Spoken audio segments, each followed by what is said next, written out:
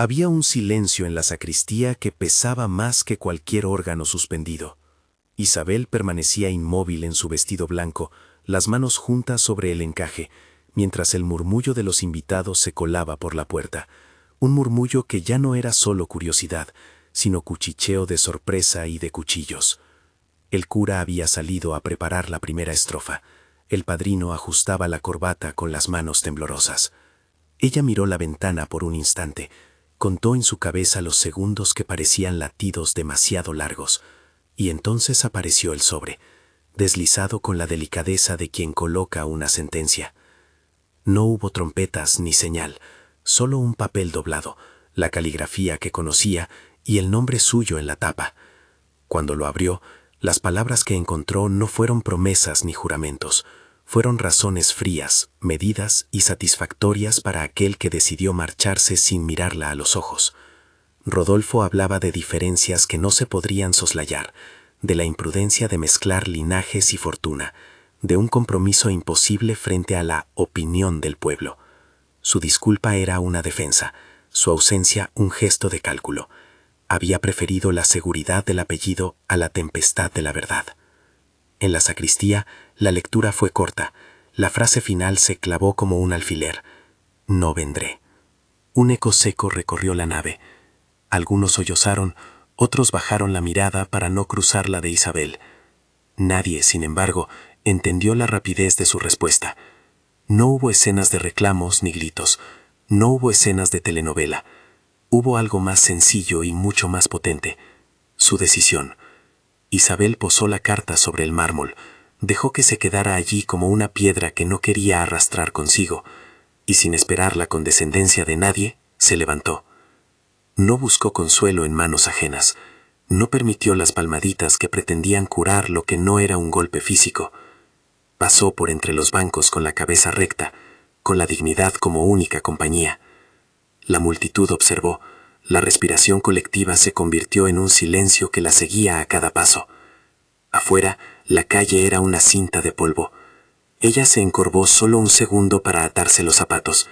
Tomó un pequeño bolso con lo imprescindible, algunas mudas, un vestido sencillo, la libreta de su madre, y decidió no volver a ser objeto de lástima en una plaza que no había sabido defenderla.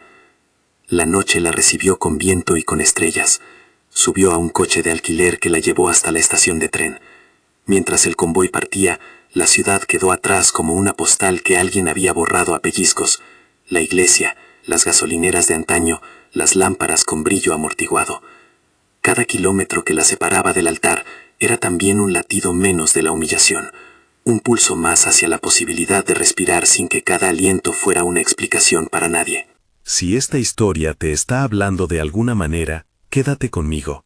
Si quieres acompañar a Isabel en su reencuentro con la dignidad, suscríbete y comparte este viaje con alguien que necesita escuchar sobre segundas oportunidades. El tren olía a aceite y a tejas calientes. El paisaje, a llanura y a cafetales que empezaban a recobrar la hojita verde después de la sequía.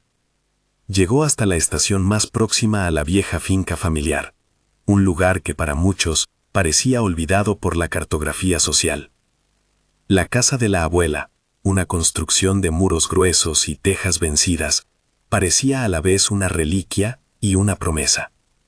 Al descender, Isabel sintió el olor tenue de la tierra mojada en los caminos, y aquel olor la recibió como un abrazo que no preguntaba por la camiseta desgarrada de su corazón. Su familia la esperaba con una mezcla de alivio y desasosiego. Joaquín, su padre, la miró sin decir palabra. Doña Carmen, su madre, sostuvo sus manos con una firmeza que no admitía lágrimas, solo planes. La finca de la abuela se llamaba, en los mapas antiguos, Santa Clara. Para Isabel sería, con el correr de los meses, el lugar donde aprendería a no depender del aplauso ajeno.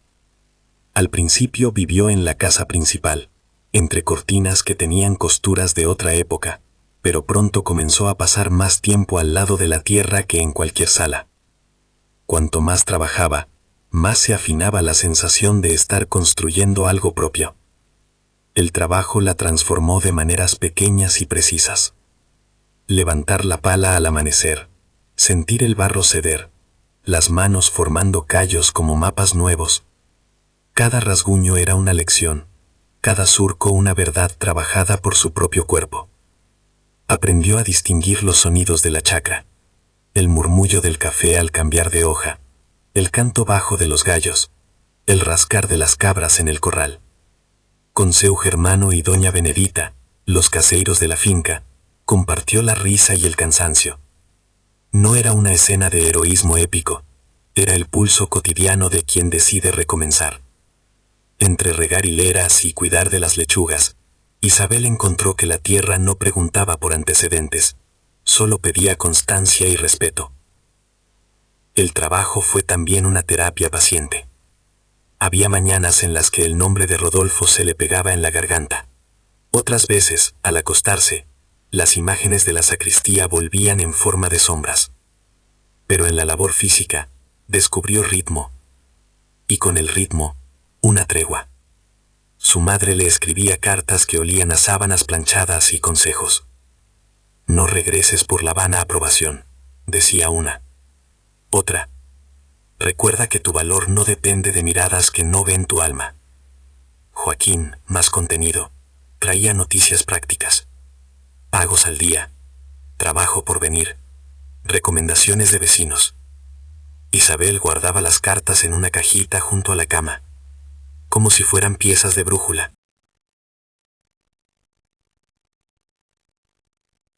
Los primeros meses fueron de reconstrucción sencilla. Acordar horarios con los trabajadores, aprender el trato con los intermediarios, cerrar un pequeño trato para vender hortalizas en el mercado del pueblo más cercano. Llevaba el mandil con los bolsillos llenos de semillas y de pensamientos. Se levantaba antes del amanecer para revisar el café, ahí donde los aromas la devolvían a una corporalidad que ningún desaire podría anular. Su ritmo no era apostado a la rapidez del éxito. Era lenta la alquimia de transformar humillación en oficio. La naturaleza le dio compañía sin preguntas.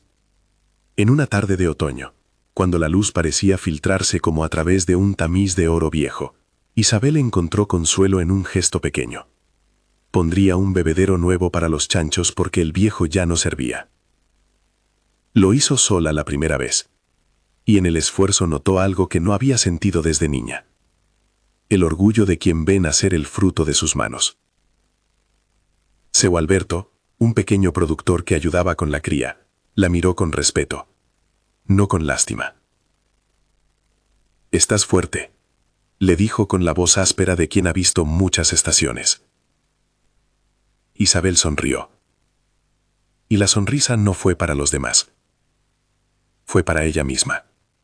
Para la mujer que estaba aprendiendo a ocuparse de su propia historia. Fue en una de esas jornadas monótonas y a la vez plenas cuando el varón apareció. No llegó como el protagonista de una novela romántica. Vino por el camino polvoriento en un carruaje más simple de lo que su título sugería. Cubierto de polvo y con la mirada cargada de una tristeza que no se disimulaba. Miguel Albuquerque era un hombre de estatura media, con manos fuertes y una manera de hablar que evitaba las ceremonias. Cuando su figura apareció entre los eucaliptos, los perros empezaron a ladrar y los trabajadores se acercaron a saludar con esa mezcla de prudencia y curiosidad que despierta la presencia de un hacendado.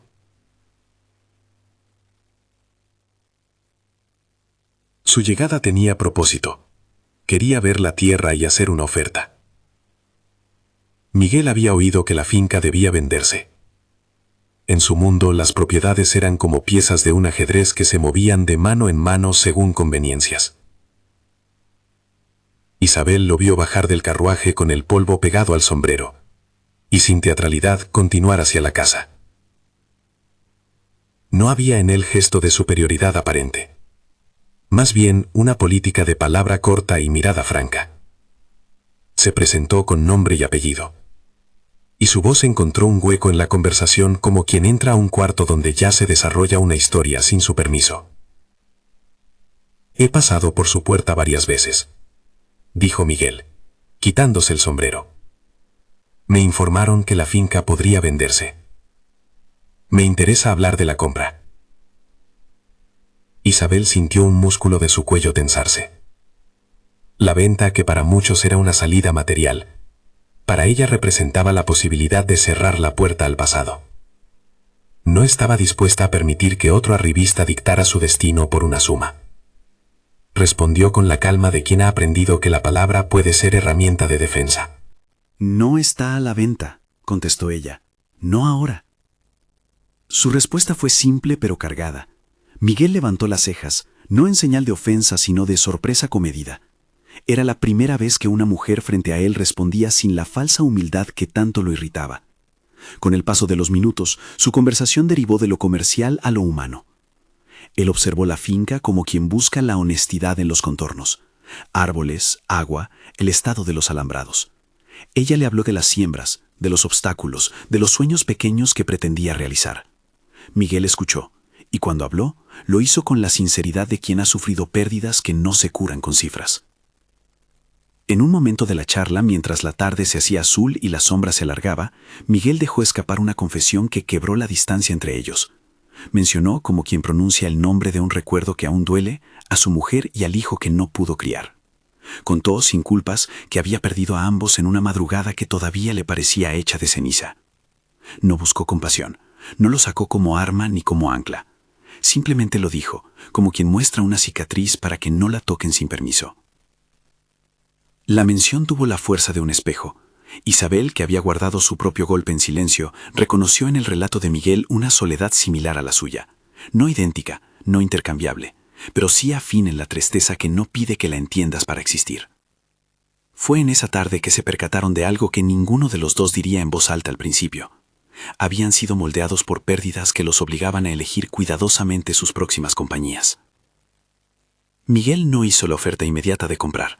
En su lugar hizo otra cosa que sorprendió a todos. Mandó a bajar de su carruaje un paquete de provisiones, pidió que se preparara una comida para los trabajadores y, sin mayor pompa, se sentó a comer en la mesa larga del galpón. Tendió la mano a seu germano con respeto, habló con doña Benedita sobre cómo estaba el mercado y preguntó, con una humildad que no era fingida, cómo podía ayudar en aquel momento. No trajo abogados ni documentos, trajo herramientas, una bolsa de clavos nuevos y el ofrecimiento de arreglar el pozo que la finca tenía dañado desde hacía 2 temporadas. Para algunos presentes aquello fue un acto pequeño. Para Isabel significó mucho, no porque quisiera ser salvada por el gesto, sino porque el gesto decía algo esencial. Él no pensaba en su riqueza como un instrumento para humillar, sino como un recurso para construir. No pidió nada a cambio en aquel instante.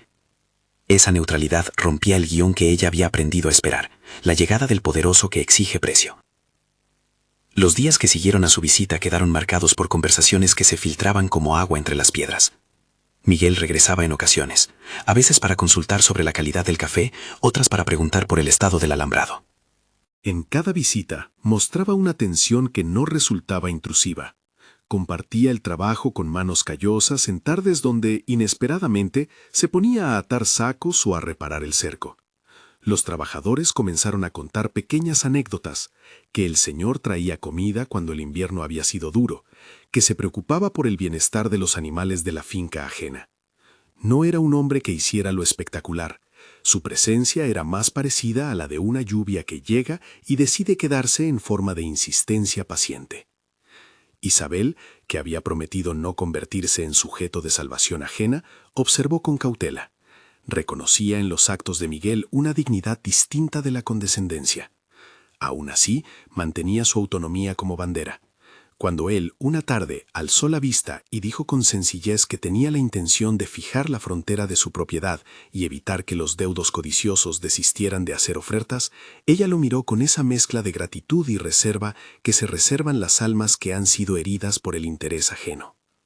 «Agradezco que se preocupe», le dijo, «pero la finca no necesita que la proteja como si fuera un objeto». «No la veo como un objeto», contestó él, «veo a quien la trabaja». Fue un reconocimiento distinto. Él no solo miraba la tierra, miraba a la mujer que la labraba. Y aunque nada aún se había decidido, esa mirada tuvo el poder de desarmar sospechas y desafiar preconcepciones. Aún así, la historia no avanzaba hacia lo que muchos podrían esperar. No hubo inmediato ofrecimiento de alianza ni proposición de matrimonio. El tiempo, en la facenda, corría con otros pasos. Isabel volvió a sus rutinas: sembrar, vender, conversar con su madre por carta. Y Miguel siguió con sus asuntos: compras de semillas, visitas a otras propiedades, la sombra de un título que pesaba, pero que no siempre dictaba su conducta. Lo que sí quedó en el aire fue una curiosidad que, en lugar de precipitar, invitaba a la contemplación. ¿Qué podrían hacer entre dos personas que habían conocido la pérdida y, sin embargo, decidían no definir su relación por ella? Una tarde, tras una lluvia que dejó la tierra oscura y fértil, Miguel apareció con un objeto en la mano, un pequeño relicario de plata, cuya cadena estaba un poco doblada. Lo abrió y dentro había una foto diminuta, en sepia, de una mujer sonriente y un bebé dormido. No lo enseñó como trofeo ni como prueba. Simplemente apoyó el relicario sobre la mesa y se quedó un instante mirando la imagen. «Hace años que no lo saco», dijo. «Preferí guardarlo. Pero hoy pensé que no todo lo que tenemos merece ser enterrado en cajas». Isabel lo miró sin prisa. El gesto no pedía lástima, pedía comprensión para una memoria compartida. Ella, por su parte, tiró la carta de Rodolfo en la hogaza del fogón aquella misma noche. La carta podría consumirse sin dejar ceniza que la nombrara. Entre ambos, sin programarlo, se estaba tejiendo algo que no tenía que ver con rescates heroicos. Tenía que ver con compañeros que deciden estar en la misma obra, por voluntad y por respeto. Fue en ese clima de trabajo y moderada confianza que Miguel, sin anuncio, hizo algo que nadie esperaba realmente. En vez de volver con un escribano para exigir la compra, regresó con un carpintero y unas abrazaderas, y se puso a reparar el viejo aljibe que proveía de agua a la casa de la abuela. Trabajó codo a codo con seu germano, sin privilegios, sin testigos ostentosos. Se manchó las manos y se limpió la frente con la manga, como hacía cualquiera que apoya y no reclama. Para la gente de la finca, que ya había visto demasiados gestos grandilocuentes de terceros, aquello fue una novedad: la presencia útil, la ayuda sin costo moral. Isabel lo observó desde la puerta, con la camisa manchada de tierra, y por primera vez se permitió una imagen distinta de su futuro. No una figura que la rescataría, sino un compañero que tendría el temple de trabajar a su lado. No era un final anunciado, era apenas la posibilidad de una senda que ahora tenía más de par con la mirada que de ajuste de cuentas. Ella no había cambiado su decisión de no depender de la opinión de otros, pero comprendía que el mundo ofrece manos que ayudan sin explotarlas, y que aceptar esa mano no era traicionar su autonomía. La noche cerró con una calma intensa. Dentro de la casa, al calor del brasero, Isabel repasó los días: la carta en la iglesia, la huida, las mañanas de trabajo, la llegada del varón y su gesto inesperado. Había dolor todavía, había preguntas sin respuesta. Pero la pregunta más urgente, ¿qué haría ahora?, no era la que dictaba el miedo, sino la que invitaba a la acción consciente. Mientras guardaba su libreta en la cajita, pensó en los hijos que no tenía, en el legado que podría construir y en la forma como, tal vez, su peor día le había abierto una puerta hacia una vida más auténtica. Afueras, silencio, un aljibe que por fin funcionaba. La figura de Miguel a la luz mortecina, regresando al carruaje con las manos aún curtidas. Isabel contempló la escena y por un momento se preguntó si lo inesperado era solo la primera acción o si sería la repetición, la persistencia, lo que verdaderamente cambiaría todas las cosas. No estaba presionada a decidir, tenía tiempo, y en ese margen, en esa paciencia, se tornaba posible construir algo que respetara su historia y la de él, sin apuros, sin humillaciones, con la lenta sabiduría que nace del trabajo compartido. La historia por entonces no había terminado, apenas comenzaba a mostrar sus contornos. Isabel cerró la ventana, escuchó el crujir de la casa y se prometió a sí misma que no permitiría que nadie comprara su dignidad por un sobre con letra elegante. En la oscuridad, dejada la noche como aliada, imaginó un porvenir donde el respeto sería la moneda corriente. Al otro lado del patio, el carruaje se alejó y el misterio de lo que vendría se quedó prendido en el aire, como una semilla en tierra húmeda, lista para germinar. El carruaje se alejó, el polvo volvió a sentarse en la vereda, y la casa quedó envuelta en un silencio que ya no era de espera, sino de posibilidad. Los días se ordenaron, como siempre, por estaciones, y cada una trajo su lección. Isabel no apresuró definiciones. Dejó que las cosas crecieran con el ritmo de la tierra. Había paisajes interiores que solo el tiempo labra. No se impone la confianza, se gana con manos y miradas. La relación entre Isabel y Miguel siguió germinando en ese terreno sencillo y cotidiano. No hubo declaraciones explosivas ni gestos fastuosos. Lo que hubo fue constancia. Él volvía a veces con herramientas, otras con semillas para probar. Ella le mostraba, sin teatralidad, los surcos que habían respondido mejor al riego tardío, cómo atajaba las plagas con mezclas sencillas que había aprendido de Seu Alberto. A su vez, Miguel le enseñó a leer contabilidades antiguas, a revisar cuentas de compra y venta, a ser paciente con las cifras que amanecen y languidecen en la plaza. No eran lecciones de mando, eran maneras de hacer empresa con pulso humano. Hubo tardes en que, después de la faena, compartían el pan en la mesa del galpón y conversaban sin prisa. Miguel hablaba de inversiones con la misma voz con que recordaba el nombre de su mujer. Isabel le contestaba con la firmeza de quien ha aprendido a mirar por sí misma el horizonte. Entre las herramientas y las tazas de café se fue creando una empatía que respetaba la distancia y celebraba la cercanía. Cada uno curaba, sin querer salvar, las heridas visibles y las que quedaban bajo la piel. No faltaron pruebas. Una sequía temprano en la primavera amenazó con arruinar parte de la cosecha de café. Fue un verano duro, la tierra se tensó, los brotes se cerraron como manos y los animales tuvieron menos pasto. Isabel organizó jornadas para reparar canales y Miguel puso parte de su cuadrilla a trabajar en la reparación del pozo que alimentaba los invernaderos. Fueron semanas de trabajo colectivo, de reuniones a la luz de las lámparas de aceite y de decisiones prácticas. En un día en que el calor parecía no ceder, Miguel apareció con una provisión y unas cuerdas hechas de fibras resistentes. Se mostró dispuesto a dormir en la caseta del guardián para asegurar que el pozo siguiera funcionando.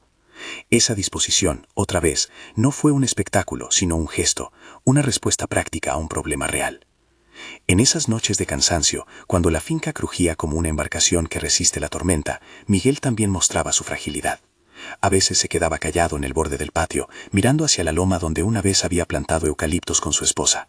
Se le hundía la mirada en el espacio que dejaba la ausencia, y sin que nadie le preguntara, soltaba que aún soñaba con la mujer que no volvería. No era lástima lo que él buscaba, era la simple compañía de que sus palabras fueran escuchadas sin alivios rápidos. Isabel aprendió a estar ahí sin rellenar el hueco con palabras banales. Podía poner una mano en la mesa, decir una frase breve que no intentara arreglar lo imposible, y luego volver al trabajo. En esos silencios compartidos se consolidó la confianza. Con el tiempo, la cercanía se fue transformando en algo más íntimo, sin perder su forma como alianza de iguales. Los lugareños comenzaron a notar que la presencia del otro dejaba de ser circunstancial. Miguel buscaba la compañía de Isabel más allá de las faenas, y ella empezaba a incluirlo en decisiones que antes tomaba sola. No fue una rendición de independencia, fue la constatación de que la autonomía se puede compartir. Ella era dueña de su voluntad, y él respetaba esa autonomía con una ternura práctica. No imponía, proponía, no reclamaba, ofrecía. La propuesta llegó una tarde de principios de otoño, cuando las hojas del cafetal prendían de un verde tendido a oro. No hubo orquestas ni discursos, fue una conversación bajo el alero viejo, con el cielo mostrándose en transiciones de azul y rosa, mientras los trabajadores repasaban las zorras y ataban sacos.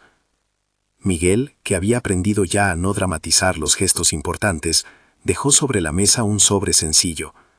Dentro había una carta escrita a mano, pausada, en la que proponía formalizar su vida con la de ella. En la carta no había exigencias, no había lista de privilegios ni imposiciones. Había una propuesta clara: compartir las responsabilidades de la finca, gobernar juntos las decisiones, cuidar de la casa familiar sin que ninguno fuera subordinado del otro. Si Isabel aceptaba, no sería para ser rescatada, sino para construir. «No te pido que me sigas», dijo Miguel en voz baja, mirando el crepúsculo. «Te propongo que caminemos juntos. Si no quieres, lo entenderé. Si quieres, lo sabremos a cada día». La oferta decidió por sí misma su tono. Presentaba la libertad como condición, no la unión como destino inevitable. Isabel tomó el sobre, lo leyó en voz baja bajo la penumbra del alero y luego guardó las palabras en su bolsillo como quien guarda semillas que piensan transformar el suelo. Le pidió tiempo. Quería medirlo con tareas concretas, no con emociones fugaces. Pasó semanas observando si lo que él ofrecía tenía correspondencia con los actos, si su presencia persistía cuando la cosecha era mala, si su palabra se sostenía en la mesa de los trabajadores, si sus gestos iban más allá de la cortesía por el momento. Su familia, desde la distancia, fue testigo y, en algunos casos, voto en la decisión. Joaquín y dona Carmen, que la habían visto llegar como quien intenta reponerse de un naufragio, querían que Isabel fuera feliz, pero no a cualquier precio. Isabel, con la sensatez que ya mostraba, los invitó a visitar la finca y a conversar con Miguel. Fueron días de comidas sencillas, de preguntas prácticas sobre herencias y de la comprobación de que Miguel hablaba con sinceridad cuando afirmaba que respetaría la autonomía de Isabel y la participación de su familia cuando fuera pertinente. Joaquín, hombre de pocas palabras, asintió. Dona Carmen, que había visto a su hija levantarse de la humillación con manos firmes, supo que Isabel no buscaba un protector, sino un compañero. La boda fue pequeña, íntima, sin las fanfarrias que una vez habían prometido. Reunieron a los más cercanos, seu Germano y dona Benedita, seu Alberto, algunos vecinos y los trabajadores de la finca. Se celebró en el patio, bajo una lona que, con el tiempo, se volvería testigo de tantas festividades. Los músicos no fueron orquesta, fue la guitarra de un vecino y la voz acompasada de quienes no necesitaban grandilocuencias para dar gracias. Isabel llevó un vestido sencillo, más práctico que ostentoso, y Miguel eligió un traje que no pretendía mostrar títulos ni riquezas. Lo esencial se manifestó en miradas quietas, en manos que se estrechaban sin ceremonias. El día de la unión no borró el pasado, pero lo colocó en su lugar, como aquello que forjó la decisión, no como aquello que la controlaba. Isabel no se casó para reparar su sentido del valor, se casó porque encontró en la convivencia una posibilidad congruente con sus deseos y su autonomía. Fue una unión madura, que celebró el trabajo conjunto, la reciprocidad y el respeto por las historias individuales. La vida en común trajo consigo la normalidad de los días, madrugadas compartidas, decisiones sobre si plantar más hortalizas o aumentar la cría de cerdos, la discusión sobre si abrir un pequeño puesto en el mercado del pueblo. Tuvieron hijos. Primero nació Joao, de manos grandes y ojos curiosos. Después Elena, paciente y observadora. El nacimiento de los niños fue celebrado sin excesos, con la sencillez de quien reconoce la fragilidad de la vida y la guarda con cuidado. Isabel volvió a sentir, en el llanto de la noche, una mezcla de amor y responsabilidad que no la empequeñecía, sino que ensanchaba sus horizontes. Ser madre no la transformó en alguien más débil, por el contrario, reforzó su sentido de dirección. Miguel, por su parte, encajó con naturalidad en el papel de padre que escucha y participa. No fue un hombre de discursos heroicos en el ruedo doméstico, fue quien bajaba al corral, limpiaba una cuchilla o atajaba una puerta que se soltaba. Compartían las noches en vela por fiebre pasajera, las celebraciones pequeñas por las primeras palabras de Joao y los pasos torpes de Elena. La casa se llenó de papeles escolares, de juguetes improvisados con retazos y de la reconstrucción serena de una familia que no se formó por la apariencia, sino por el tejido de cada día. Los años no estuvieron exentos de dificultades. Hubo una epidemia de gripe en el pueblo que llevó a varios vecinos a la cama. Hubo temporadas de malos precios en el mercado y una tormenta que arrancó parte del corral. Cuando la adversidad vino, Isabel se mostró tan habilidosa en la decisión como en la zanja. Organizó vendimias de emergencia, negoció con los compradores de la plaza y llamó a la solidaridad de quienes habían aprendido a respetarla por su trabajo. Miguel, por su parte, puso en juego su red de conocidos y su reputación para conseguir forrajes y medicamentos a buen precio. Siguieron siendo aliados en la gestión de lo práctico y en la crianza de los hijos. No todo fue trabajo. También hubo viajes modestos al pueblo vecino, meriendas junto a vecinos y tardes en que Isabel enseñaba a algunas muchachas a coser y a llevar cuentas sencillas. Ella entendió que su experiencia podía volverse enseñanza para otras mujeres que vivían atadas a la opinión ajena. No creó instituciones, creó espacios de conversación en la cocina, de aprendizaje en la puerta del galpón, de seguimiento en la feria. En esas reuniones se habló de dignidad, de cómo negarse a ser objeto de lástima, de la importancia de sostenerse con las propias manos. No lo hizo con voz pedagógica, lo hizo con el testimonio del oficio y con la invitación práctica a que cada una probara a plantar, a vender y a guardar unas monedas en un cajón. La finca, con el paso del tiempo, dejó de ser solo un patrimonio a vender, se volvió proyecto de vida. Las cosechas se estabilizaron, diversificaron cultivos y mejoraron el corral. No fue riqueza súbita, fue acumulación de trabajo, de prudencia y de decisiones cotidianas. El respeto que la zona les profesaba no nació de títulos, sino del reconocimiento a la honestidad y la manera en que trataban a sus trabajadores. Miguel y Isabel mantuvieron una política de equidad en la casa. Los sueldos se pagaban, las vacaciones se organizaban con previsión y la mesa siempre tuvo lugar para quien estaba dispuesto a trabajar. Con los años, Miguel comenzó a mostrar señales que anunciaban la vejez. Andares más lentos, risas que venían con menos soltura, siestas más largas. Isabel, que había aprendido a no depender de gestos externos, ahora iba ajustando las rutinas con la soltura de quien administra no solo labores, sino afectos. Una tarde, al volver de la plaza, encontró a Miguel sentado en la galería con el relicario abierto entre las manos. Sus ojos estaban húmedos, pero no por debilidad. Le habló con honestidad. A veces se sentía cansado y le daba miedo no poder cumplir con la responsabilidad de la finca. Isabel lo miró y le dijo que la responsabilidad era compartida hacía años.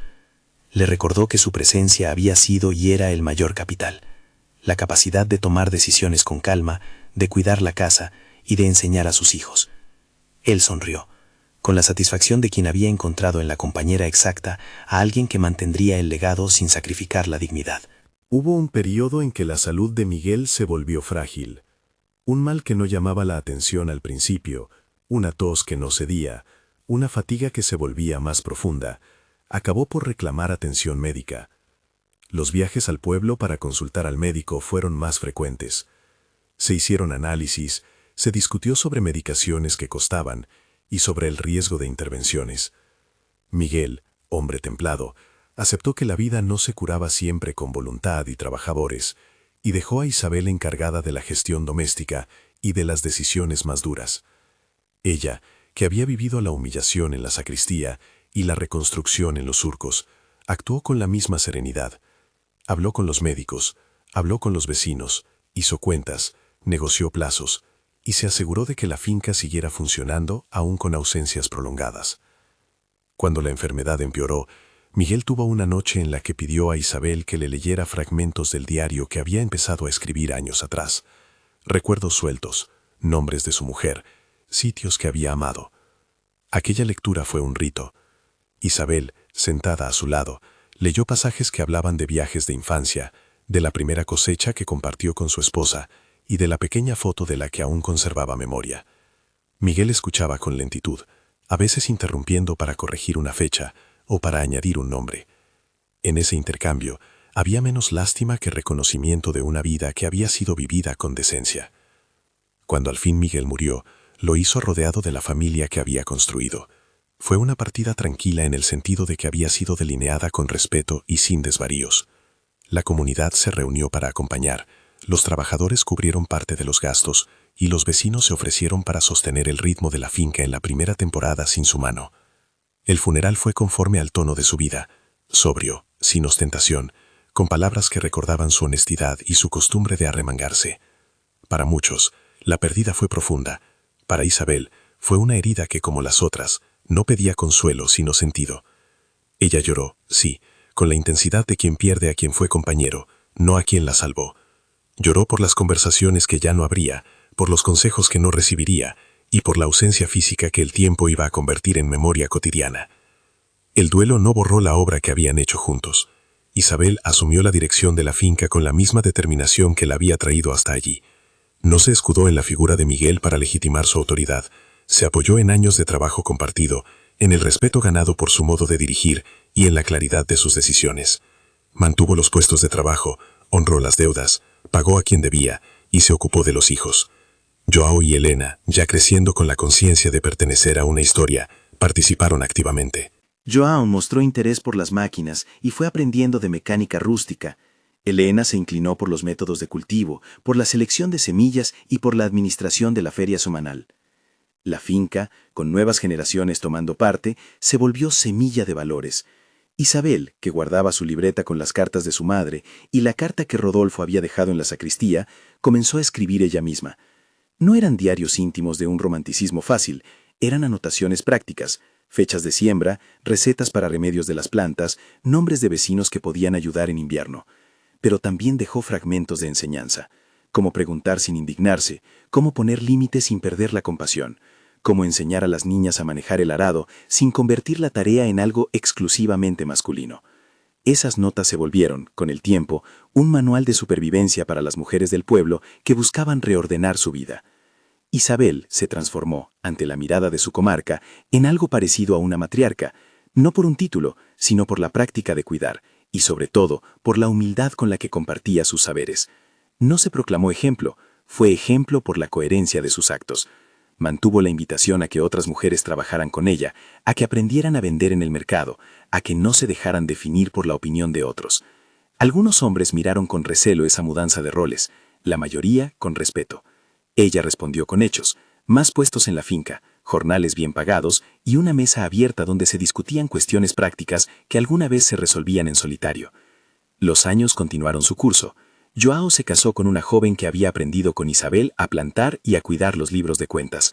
Elena viajó una temporada a la ciudad para estudiar lo que por entonces se ofrecía como técnica agrícola y volvió con ideas para mejorar los sistemas. La finca se consolidó como empresa familiar que miraba al futuro sin perder las raíces. Isabel, ya mayor, continuaba siendo la guardiana de las historias. En las tardes de invierno, cuando la luz decaía temprano, solía sentarse en la galería con una taza tibia y buscar entre las viejas cartas. Las cartas eran para ella mapas de lo que no debía repetirse, la necesidad de decidir con la cabeza y el corazón.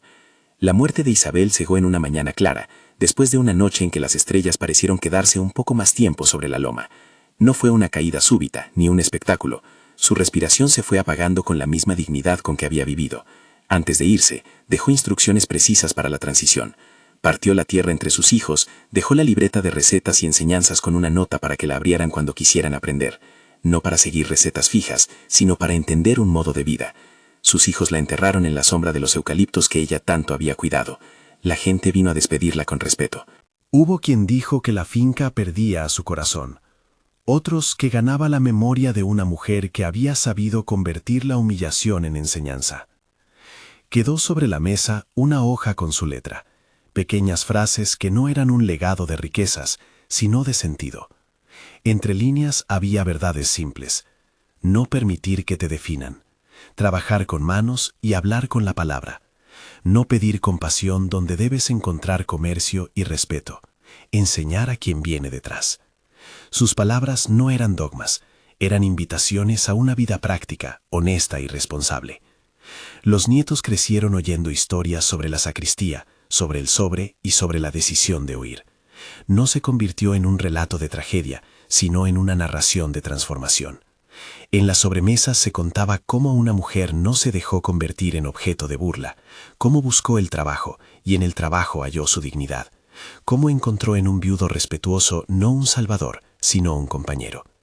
Esa historia circularía en la familia como una raíz. Explicaba sin moralinas por qué la finca se administraba con justicia y por qué las mujeres tenían voz en la toma de decisiones. Con el paso de los años, la finca se transformó también en un lugar donde otras heridas se curaban. Mujeres que habían sufrido matrimonios abusivos o situaciones de abandono encontraron en el ejemplo de Isabel la prueba de que había caminos para recomenzar.